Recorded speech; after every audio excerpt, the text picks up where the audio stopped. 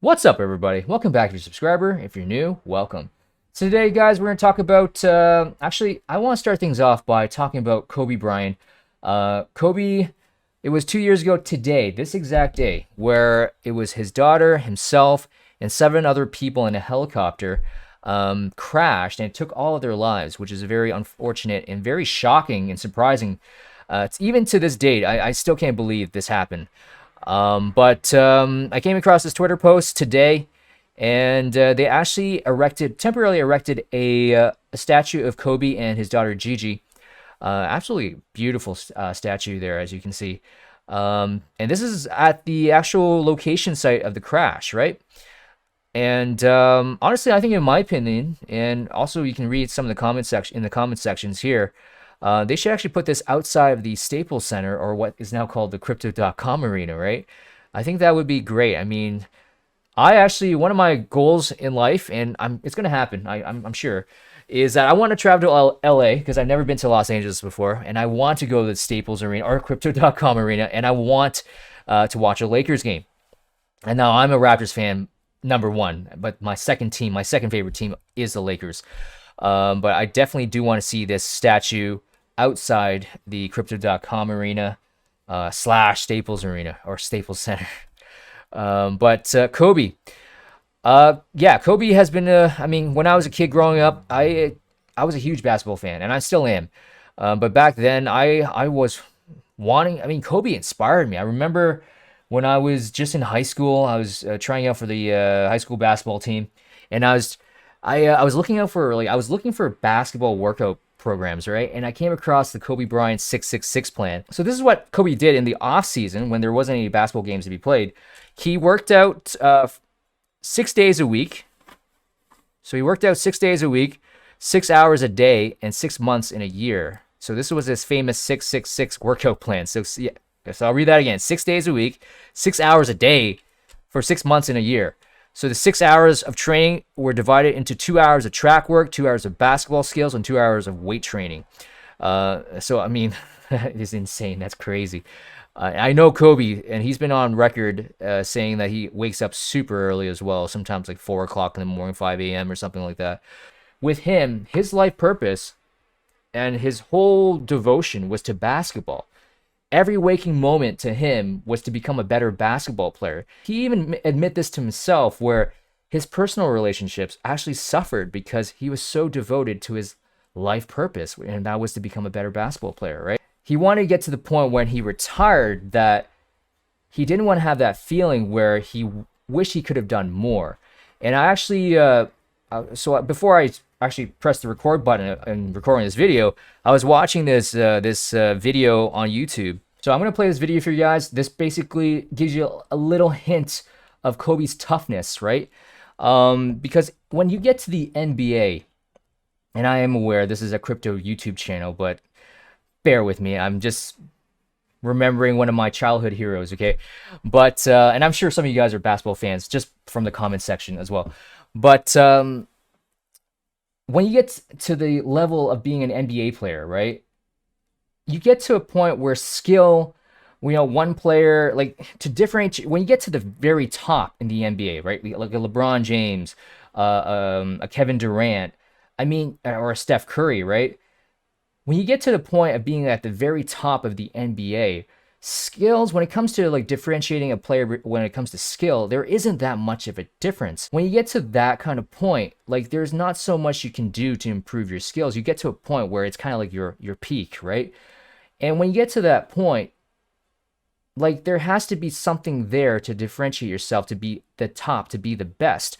And with Kobe Bryant, when he was at his top, what really separated himself from the other NBA players was his mindset, his mentality, right? So I'm going to play this video for you guys where it shows you a glimpse. If you guys don't know anything about Kobe, I mean, this shows you like first impression of how tough and how determined he is. So I'm going to play this video for you guys, okay? Why not though? Why didn't you do that? Well, because when I retire, I didn't want to have to say, I wish I would have done more. I don't want that. You know, I don't want that. You know, you got a lot of people paying their hard-earned money to come watch you perform. Perform. It's your job to be in shape. It's your job to be strong enough to perform at that level every single night. And as a competitor, I'm not ducking shit. Like, it's not, oh my God, my back hurts, I'm sore, we got to play Vince Carter and Toronto Raptors tonight. We actually had this happen. We had a game against Toronto in 2000, and Vince was tearing the league up. My back was jacked. But like the perception of that, like what? Kobe's missing the game against Toronto and Vince Carter because my back was really spasming. But people will be like, what? Oh, he's ducking Vince. Excuse me? No, I don't think so. So I would be in the layup line like, okay, there's a lot of days where you can rest and recover. Today ain't one of them. Your back can bother you any other day. That ain't bothering me today. Wow. He gonna have to see me today. Yeah. Oh man. Yeah. Yeah, so that right there, guys, that's a very powerful moment. You can definitely hear the audience cheering and clapping after he said that. But that just shows you his competitiveness, right?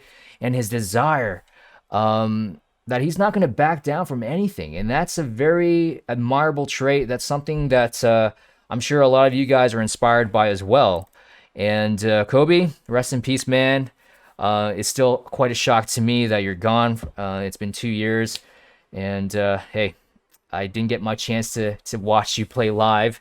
I know you retired, but he has definitely touched a lot of people's lives and has inspired a lot of people. Until this day, he still inspires a lot of people because, I mean, this guy was just a freak of nature. He was just a freak of nature. But anyways, I just want to get that out to you guys because I want to bring that back to crypto.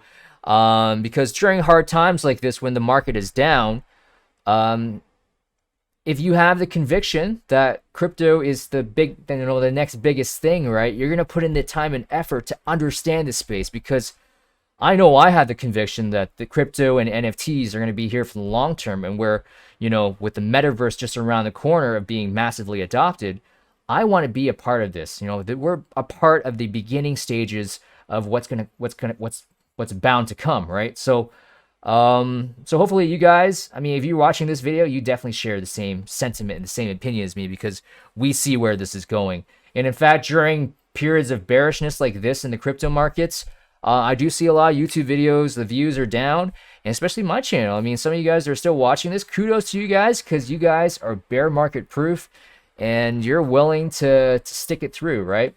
But also, with that being said, we do like to talk about NFTs on this space and on this channel. And NFTs, I'll show you. Now, with that being said, the crypto market, the traditional crypto market is looking kind of bearish. Now, some people believe we hit a bottom when Bitcoin hit 33,000. I don't know. We don't know, right? But in case if we have hit a bottom, that's great. I mean, we're just on our way back up again. But Crypto Banter posted this article earlier today. And the idea or the title here is, are NFTs bear market proof?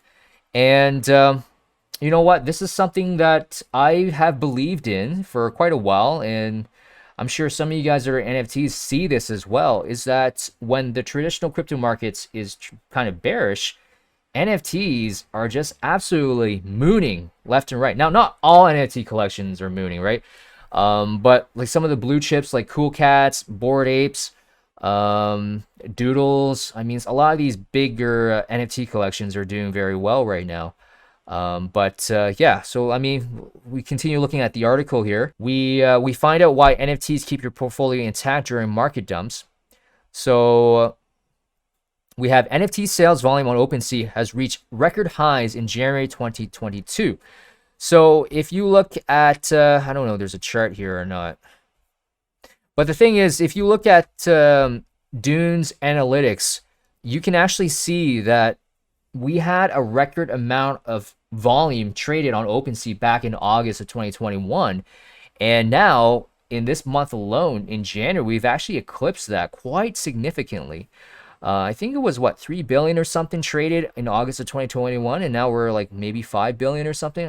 Don't quote me on the numbers, but right now we definitely have set record highs in January 2022. new investors are recognizing the NFT business model, and NFT trading volumes perform better when the market is stable and less volatile. Okay, so let's read this. So there's more to non-fungible tokens, NFTs, than meets the eye as the new market continues to defy crypto normality. It's no surprise NFTs are blasting through the roof, given JPEGs are developing as an uncommon way to address digital assets. Nobody would have thought NFTs would outperform fundamentally strong altcoins, but we guessed they were wrong. So yeah, I mean, we see this, and I've been saying this on record as well, is that like this past altcoin season that we were expecting back in November and December didn't really happen the way we wanted, right? And everyone was disappointed because I was kind of positioning myself by selling some of my NFTs into altcoins to try and ride that altcoin season, right? But it didn't work out that well. Bitcoin didn't go up to 100,000 or 135,000. So nobody would have thought NFTs would outperform fundamentally strong altcoins. So this is true. I mean, there's some NFTs that I bought, like Rumblecon was at 0.1 ETH, 0.2 ETH, and right now it's like 2.3 ETH right now. So that's like a 10x right there. Cool Cats. I got Cool Cats when they were like 0.7. I got a couple Cool Cats at 0.7, 0.8 ETH, and right now it's like 14, 15 ETH, right? So what else? I mean, there were a lot of NFTs that I got in early, and this is the thing as well, guys. You got to get in early on some of these NFT projects. And luckily for me, I got a little bit lucky with Cool Cats, right? And Rumblekongs, and then Dogepound. I was able to get into Dogepound when it was at mint price at 0.069. I minted like 6 Doges when Alex Becker was talking about them. And so yeah, I mean, some of those NFT projects, in terms of return on investment, they have way significantly outperformed a lot of the altcoins that I'm holding, just in terms of percentage gains. So we definitely see that. So the second coming of the NFT bull run still awes crypto maximalists because NFTs are turning out to be a safe bet when the crypto market starts acting up. In addition, NFTs are getting recognition and validation across every industry, and that adds up to what is now a booming NFT space. There's a lot of people in the crypto space that still haven't even bought an NFT, and they still believe NFTs are kind of worthless, right? They just don't understand it, which is kind of ironic because they're open-minded enough to be in crypto, right? But they're not willing to look into the NFT side of things. So because NFTs are turning out to be a safe bet when the crypto market starts acting up. In addition, NFTs are getting recognition and validation across every industry. And this is so true because we got news yesterday that YouTube CEO says NFTs and crypto present a previously unimaginable opportunity. Expect to see NFT integration on YouTube in the future. Now, she didn't, clarify what the exact plans are, but she's being open to the idea of YouTube integrating NFTs. And this is in the same week as we saw Twitter, like this past week, that Twitter integrated NFT profile pictures, and also Facebook and Instagram trying to develop some kind of NFT marketplace. So a lot of these tech companies are starting to FOMO in. They're trying to FOMO into NFTs. Now, there's one tweet of Alex Becker I want to bring to you guys' attention here, is that he, and I agree with him on this point as well, so the narrative that companies would FOMO and fear being last to buy is completely toast. So he's referring to Bitcoin here. I mean, are funds and countries really going to keep investing at this point, right? Flipping is coming, and it's going to be effing brutal. Metaverse is the narrative corporations are buying. So we see that. Like, Alex Becker believes, like, what's the point of being, like, these funds, these countries are kind of last. They're actually late to the party in buying Bitcoin. Like, a lot of the early Bitcoin investors were just like average Joes, right? A lot of these corporations and funds and countries are kind of late to the party when it comes to Bitcoin. Not to say that Bitcoin's not going to, continue moving up and up and up, right? To like 100,000. I can see Bitcoin over 100,000 easily for sure. But a lot of these corporations are spending their time and their investments into the metaverse, right? And I mean, we see that with YouTube, we see that with Twitter, we see that with Instagram, we see that with Facebook. And one of the big components in order for this metaverse to play out is that we need something that allows us to have ownership of digital assets. And what is that? How do we do that? We do that with NFTs, right? That's how we do it. So NFTs are a huge component of the metaverse. All right, it's a huge component of the metaverse, and we're seeing YouTube CEO here, NFTs and crypto present a previously unimaginable opportunity. I mean, NFTs are here to disrupt many industries: the music industries, the fashion industry, the art, the collectibles market, sports cards, right? I mean, there's so much things, even real estate. I mean, there's going to be in the future where people are, instead of having realtors, we're going to just be able to do real estate transactions on the blockchain, right?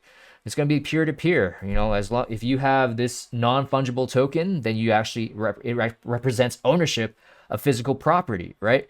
And we have seen that before. It has worked. I remember watching a Crypto Banter episode. Rand had somebody who was in this startup company where they're trying to revolutionize the real estate market by allowing people to, buy an NFT, and it represented ownership of that physical property, right?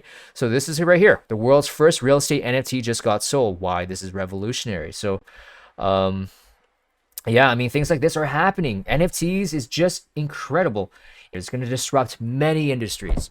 And that's why I'm not so excited about Bitcoin, because I used to be all Bitcoin and Ethereum and altcoins and stuff. Like, not to say that I'm not invested in these altcoins, but I'm just spending a lot of my time, a lot of my effort right now in NFTs, because this technology is absolutely mind-blowing. But let's talk about some NFT projects that are coming up in the next few days, actually. So I actually earlier today I actually got an email from Rarible that Johnny Depp is planning on releasing his own NFT collection. And there wasn't many details with regards to his NFT collection, but I had to go do some digging, and I came across this article here. Again, it doesn't really tell you everything, but it does give me a little bit more information about it. But I just want to throw this out to you guys, just to keep your eyes on this, because Johnny Depp is a legendary actor, right? So people, I mean, this is his first ever NFT collection that I'm aware of. I'm sure this is his first NFT collection. So you can imagine how valuable it would be in the future, right? All right, so Johnny Depp is selling over 10,000 unique NFTs drawn from his paintings of friends and personal heroes. The actor is releasing the non-fungible tokens, one-of-a-kind, verifiable digital assets traded using blockchain technology under the collection name Never Fear Truth. The portraits developed from original artwork by Depp and then embellished and animated include Johnny himself, Marlon Brando, Elizabeth Taylor, Hunter S. Thompson, Heath Ledger, yada, yada, yada, yada. Okay. Depp said in a statement, "I've always used art to express my feelings and to reflect on those who matter most to me, like my family, friends, and people I admire.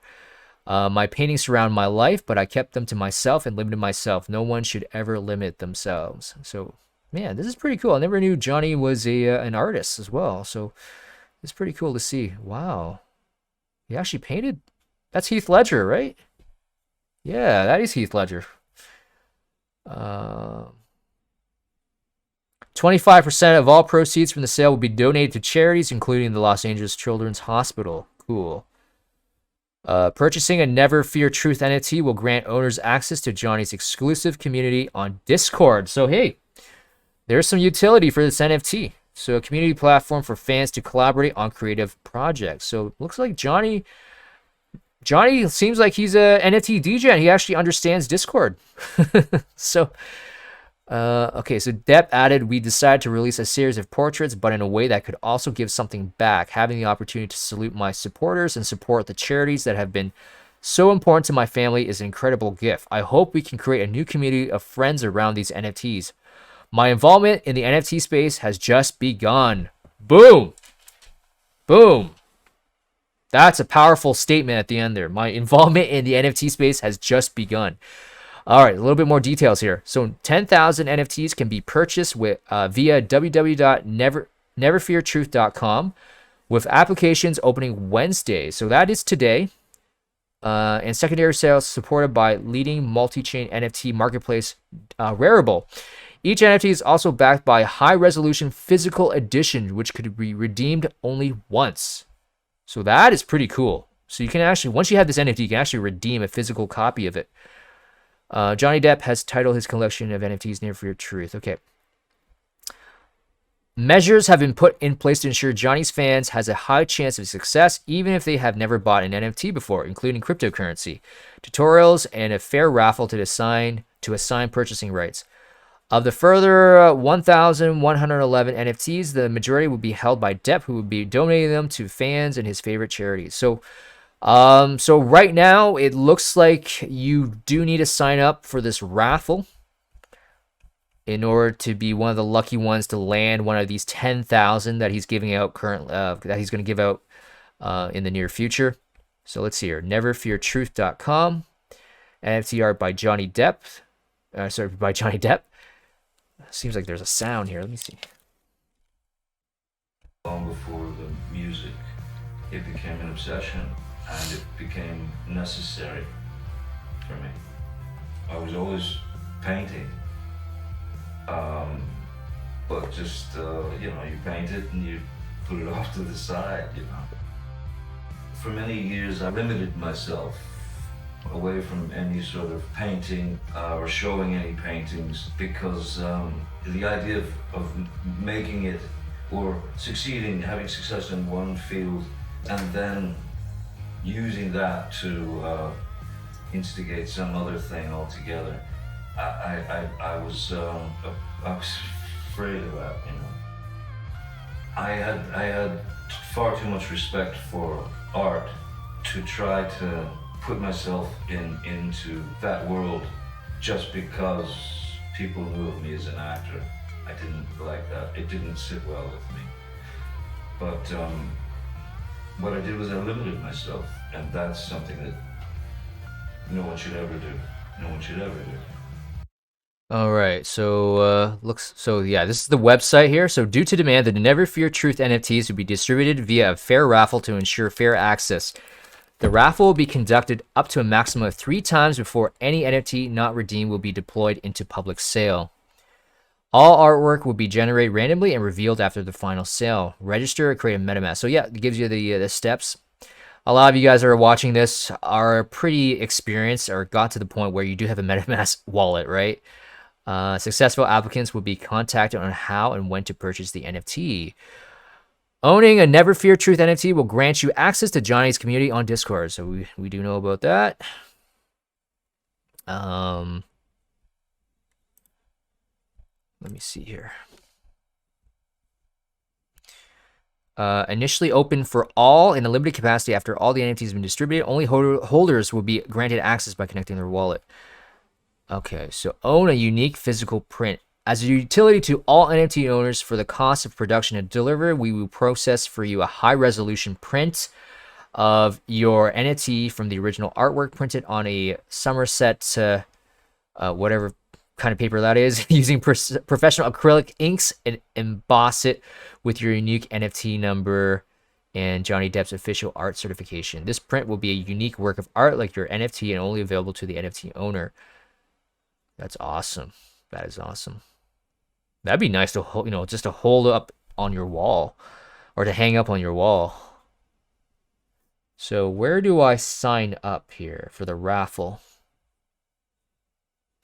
Oh yeah, this is a big thing. A lot of people who hate on NFTs. Is there an environmental impact when purchasing an NFT? Yes, the Ethereum blockchain runs on a proof of work system, which requires a network to approve transaction. This has an energy cost and therefore carbon cost associated with it. Whilst Ethereum is moving towards a less energy-intensive proof of stake system in 2022, it is not there yet and remains, like many transactions, imperfect. To reduce our impact, the Never Fear Truth project has a commitment to offset carbon emissions generated during the initial NFT sale. Okay, so let me see here. If I connect my wallet.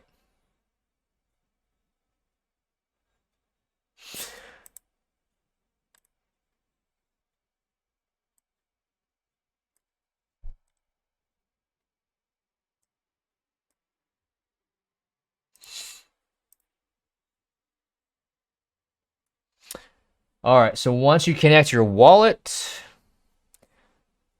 hold on here. Okay, so once you connect your wallet, now it's time to sign your connection using your wallet. It's simple and free, no transaction fee. So sign connection, sign. User be selected through a raffle. Okay, cool. So yeah, if you just connect your wallet, enter your name, email, all your information there, then that gives you a chance at being selected in this raffle. So definitely try it out, guys. Go for it.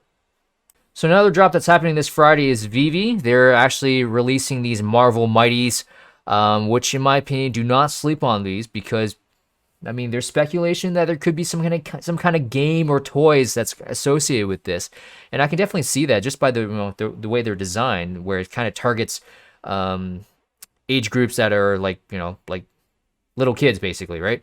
But there's a Spider-Man, we got Spider-Woman, we got the Green Goblin. Some of these are gonna be first appearance.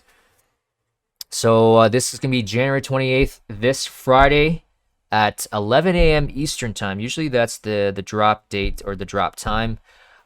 More details to come, hopefully tomorrow, or maybe even today by the time you're watching this video, but there's going to be more details released just before the drop, so keep your eyes on that.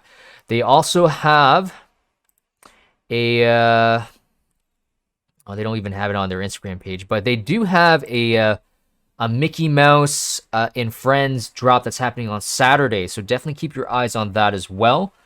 So 2 back-to-back drops on Friday and Saturday on Vivi that are basically huge drops. One with Marvel and one with Disney. So pretty cool. Now, shout out to Telfon Sega. He's a musician who's very pro Metaverse, and he's one of the early adopters, in my opinion, of the Metaverse. Some of his music videos are very Metaverse-y, right? But he's actually having a drop on the Demateralised marketplace. So if you guys have been following me, I love the Demateralised marketplace. I love Luxo and what they're focusing on when it comes to digital fashion. So Telfon Sega, he has a drop that's coming this Friday. So definitely I recommend you look up on the Demateralised marketplace. But if you go on my Twitter page, my Twitter profile, I actually retweeted a Twitter Spaces. I highly recommend you do listen to this because you got the co-founder of Luxo in Fabian Vogelsteller talking with Telfon as well, and some of the things that they're planning on doing with musicians, with fashion NFTs. I will probably do a dedicated video when it comes to music NFTs because I do see NFTs being very beneficial to the starving musicians out there, right?